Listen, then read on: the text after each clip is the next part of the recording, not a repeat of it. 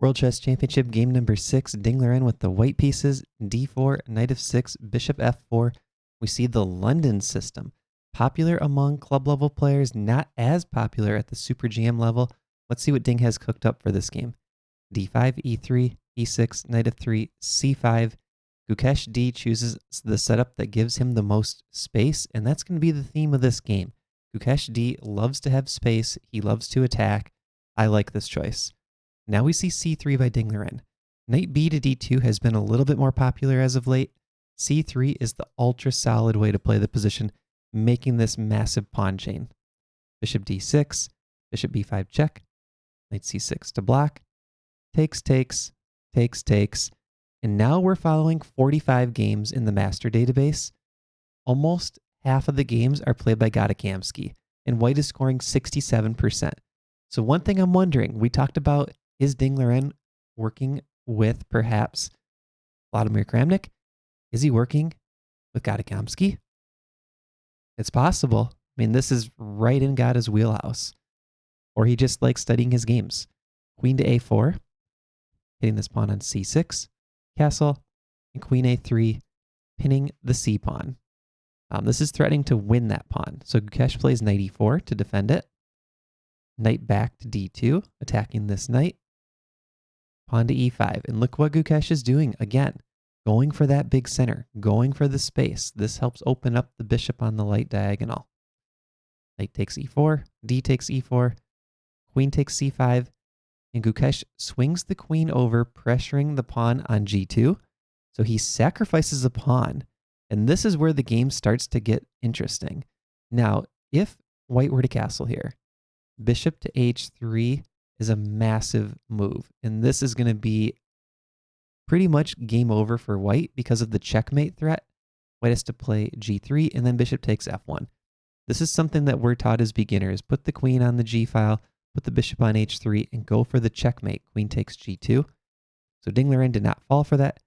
Instead, he plays knight d2. And after queen takes g2, the only good move here is to queenside castle. And now look at this. We have opposite side castling. That means that both sides have free reign to just go all out on the attack where the opponent's king is, because it doesn't weaken their own king position. So this is going to be an exciting game. Kings on opposite sides. Queen takes f2. D takes e5. Rook to b8. And if we count the pawns here, they're equal. But I will say, I think white's position looks a little bit stronger if the queens come off the board, because this pawn on e4 is pretty weak. The pawn on c6 is isolated. This is an isolated pawn, a separate pawn island, whereas white's structure just looks a little bit more solid. Knight to c4. This does a nice job guarding b2, because one of the ideas for Gukesh there was to maybe play bishop g4. Let's put that knight back. Bishop g4, poking at the rook, and then we have queen and rook both eyeing the pawn on b2. So there could be some tactics with rook takes b2, and then maybe the queen takes the knight if that rook had to move. So Ding says, I'm not going to mess with that. Knight c4, nice and solid. Bishop e6, trying to take the knight, and then queen takes b2 mate coming next. Rook to d2, queen f3, poking at the rook. Rook e1, bishop takes c4, queen takes c4, queen f5, queen takes c6. So now Dingler is up one pawn, but this pawn is loose. And it's kind of up to Gukesh. Does he want to take that pawn? Does he want to move one of the rooks? The strongest move is to grab the pawn, which he does. So now we're back to equal. Queen d5. Now, one nice thing for Dingler in this position is the queen trade is always favoring him. So if Gukesh plays queen takes queen, and after rook takes queen, the problem is there's only one open file on the board, the d file, and Dingler has control of it. So for example, putting a rook on d8, Dingler is going to put the other rook behind it. And now it's 2 rooks against 1, and Gukesh cannot fight for the file. Dingler will keep control of this open file. Also, this pawn is a little bit overextended.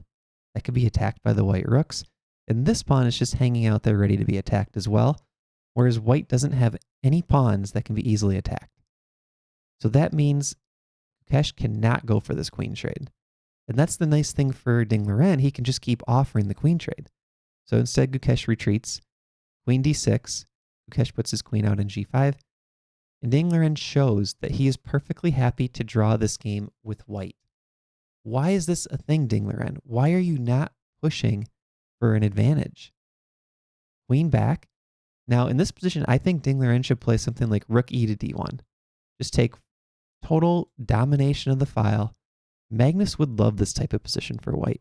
He would totally play this for a win. But instead, Ding Liren says, hey, let's agree to a draw. Let's go to our next rest day. Let's take tomorrow off. Come back on Tuesday. Gukesh repeats. Ding repeats. And now Gukesh actually makes an inaccurate move to keep the game alive. And I like this decision by Gukesh because he senses that Ding Liren does not have the confidence to play out this position. For some reason, Ding Liren doesn't want to play the opposite side castling position with 3 major pieces on the board. And Gukesh says, I'm going to play for a win. I'm not going to repeat. Rook e d1, pawn to g6. Now we see queen to e5, rook to e8. And this is a strong move, hitting the queen and also defending the pawn. Queen back to g3. And again, you really don't want to trade the queens here if you're Gukesh. But it's not as bad of an option as previously, because here after queen takes g3, h takes g3, rook e5, the rook can come over pretty quickly and counterattack the g pawn, and this rook is supporting the f pawn to start pushing up the board, so not as bad of a decision here. But instead, Gukesh says, I'm going to keep the queens on.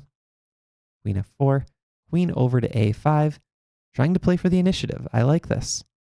a3, and the computer will say here white has an advantage. It's not a massive advantage, maybe half a pawn.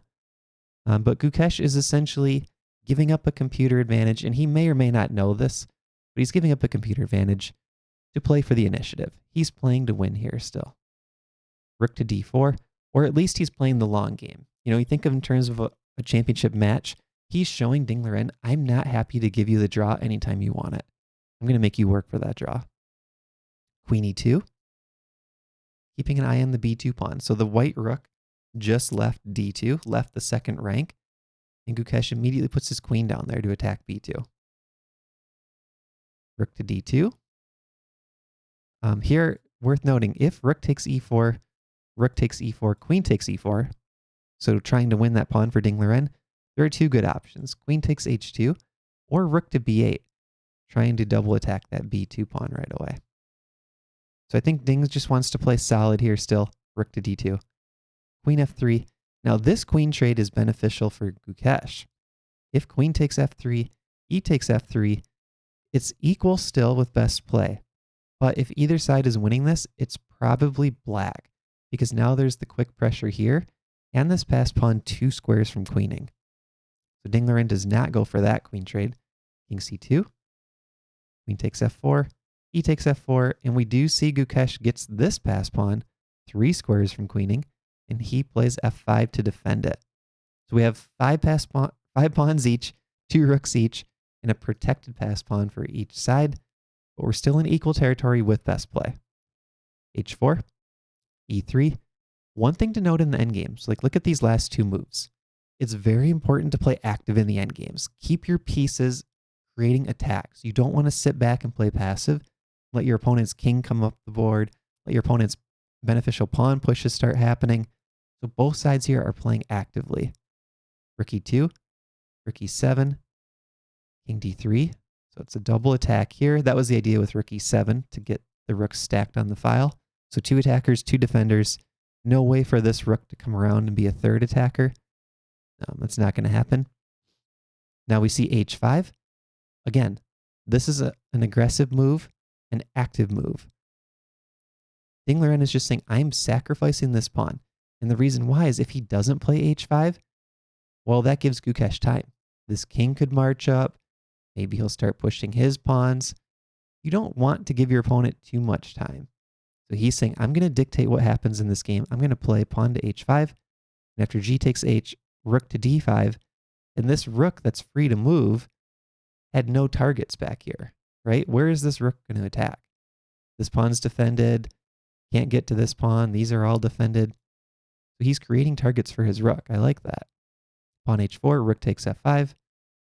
Rook to d7 check. King retreats. King g7, rook g2. And this makes sense for Ding Liren to still go for the draw because this pawn is dangerous. This pawn is now dangerous.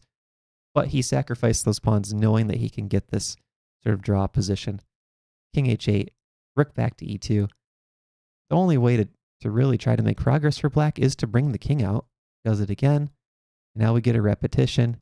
Neither side can make progress. Draw agreed. So I think in this game, it's got to be a win for Gukesh D. He showed he had no problem with the London system. He chose to give up a little bit of an advantage, or a little bit of eval, I should say, to play for the win. But I think Ding-Liren has to start pushing for wins when he has these chances, right? If he's up half a pawn, 7/10 of a pawn, those are the positions he has to play for the win. And if you give Gukesh D too many games with white, and you lose one of those games as Ding-Liren, I don't know how you're coming back in this match, unless you can change your mindset and play for a victory when you have a chance. So hopefully we see more fighting chess out of Ding-Liren coming up. I like Gukesh D's fighting chess so far in this match, and I'm excited for the next one. So we're going to have rest day tomorrow, next game on Tuesday, and I will have a recap for that one for you guys. Thanks for watching. See you in the next recap.